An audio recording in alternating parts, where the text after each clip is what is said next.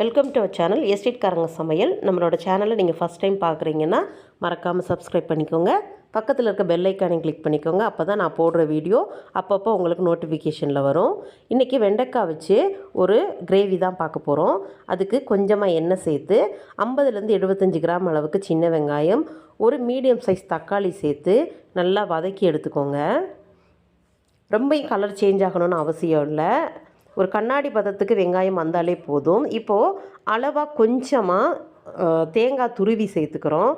அதிகமாக தேங்காய் சேர்த்திங்கன்னா கிரேவி வந்து ரொம்ப திக்காக இருக்கும். அதனால் நீங்கள் கொஞ்சமாக தேங்காய் சேர்த்துக்கோங்க. தேங்காய் ஒரு அரை பாகத்துக்கு கலர் சேஞ்ச் ஆகிறதுக்கு முன்னாடியேவும் ஒரு அரை ஸ்பூன் ஜீரகம், அரை ஸ்பூன் சோம்பு இதையுமே சேர்த்து நல்லா நம்ம வதக்கிக்க போகிறோம். வதக்கி அந்த ஜீரகம் சோம்போட பச்சை மணம் லைட்டாக போனதுமே நம்ம அடுப்பை ஆஃப் பண்ணிடலாம். நல்லா ஆறட்டும். இப்போது அடுப்பை ஆஃப் பண்ணதுக்கப்புறம் தான் நான் 2 கருவேப்பிலை இதோட சேர்க்குறேன். சேர்த்து இதை நல்லா கிண்டி விட்டு கொஞ்சம் ஆறுனதும் நம்ம மிக்ஸி ஜாரில் அரைச்சி எடுத்துக்க போகிறோம். அதே பாத்திரத்தில் லைட்டாக எண்ணெய் சேர்த்து 1/4 கிலோ அளவுக்கு வெண்டைக்காய் எடுத்து ஸ்கொயர் பீஸாக கட் பண்ணி எடுத்து வச்சுருக்கேன். அதையும் சேர்த்து லோ ஃப்ளேமில் நல்லா வதக்கி எடுத்துக்குவோம்.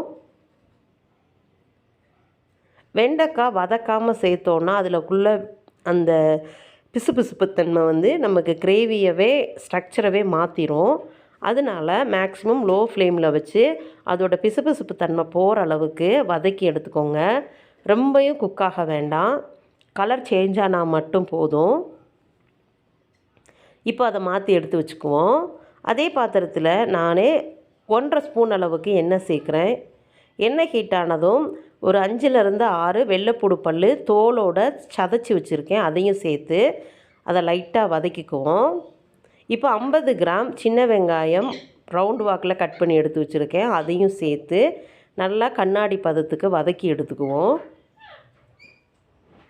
லோ ஃப்ளேமில் வச்சுக்கோங்க. ஏன்னா ஆல்ரெடி நம்ம ஃபஸ்ட்டே வெள்ளைப்பூடு சேர்த்துட்டோம். வெள்ளைப்பூடு வந்து ஹீட் அதிகமாக பாத்திரத்தில் பிடிக்க ஆரம்பிச்சிடும். இந்தளவுக்கு வதங்கினதும் நான் ஒரு சின்ன சைஸ் தக்காளியை குட்டி குட்டியாக கட் பண்ணி எடுத்து வச்சுருக்கேன். வெங்காயம் லைட்டாக இன்னும் கொஞ்சம் வதங்கவும் அந்த தக்காளியையும் நம்ம இதோட சேர்த்துக்குவோம்.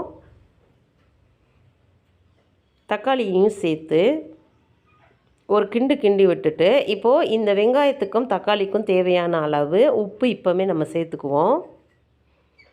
கொஞ்சமாக தான் நான் உப்பு சேர்க்குறேன். அதையும் நல்லா வதக்கி விட்டுக்குவோம். ரெண்டுமே நல்லா வதங்கி வரட்டும்.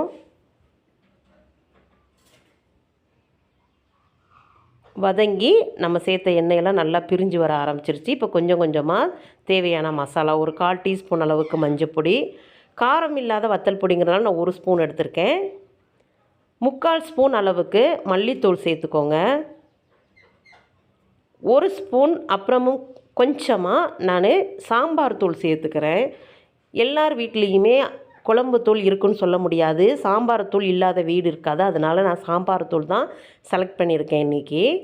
நல்லா அந்த ஆயில்லையே நம்ம சேர்த்துருக்க மசாலா எல்லாமே நல்லா குக் ஆகட்டும். பச்சை மணம் எல்லாம் போட்டும். இப்போ வதக்கி எடுத்து வச்சுருக்க வெண்டைக்காவை இதோடு சேர்த்து அந்த மசாலா இந்த வெண்டைக்காவில் நல்லா கோட்டிங் ஆகிற அளவுக்கு நல்லா நம்ம வதக்கி எடுத்துக்க போகிறோம்.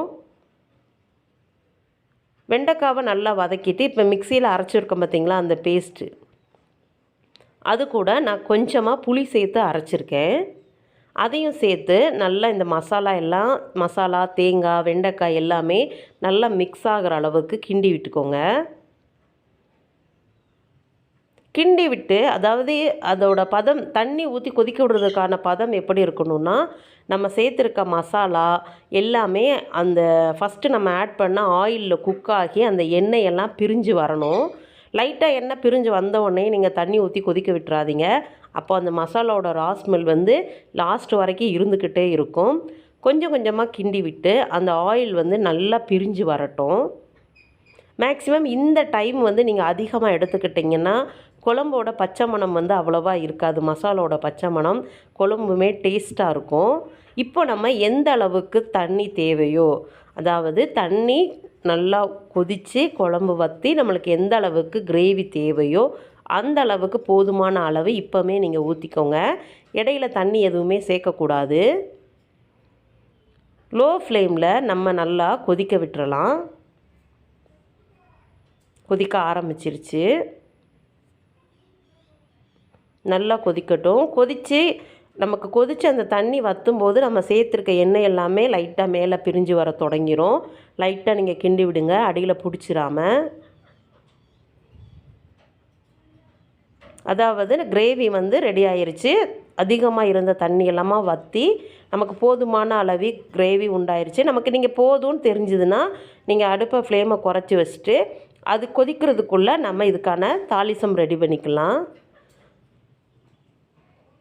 தாளிப்பு கரண்டியில் கொஞ்சமாக எண்ணெய் சேர்த்துக்கோங்க. எண்ணெய் ஹீட் ஆனதும் கொஞ்சமாக கடுகு, இந்த அளவுக்கு வெந்தயம் சேர்த்துக்கோங்க. ரெண்டும் பொரியட்டும்.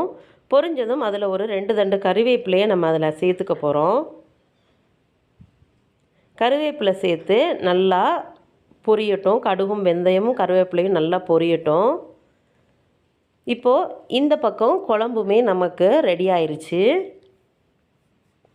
அதுவும் பொரிஞ்சிருச்சு, குழம்பும் ரெடி ஆயிருச்சு. நம்ம இப்போ அடுப்பை ஆஃப் பண்ணிட்டோம். இப்போ இந்த தாளிசத்தை அந்த குழம்புல ஊற்றிக்கலாம்.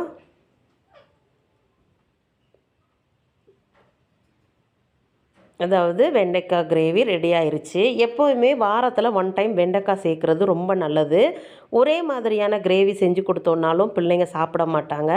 இந்த மாதிரி நீங்களும் டிஃப்ரெண்ட்டாக ட்ரை பண்ணுங்கள். தேங்க்யூ ஃபார் வாட்சிங்.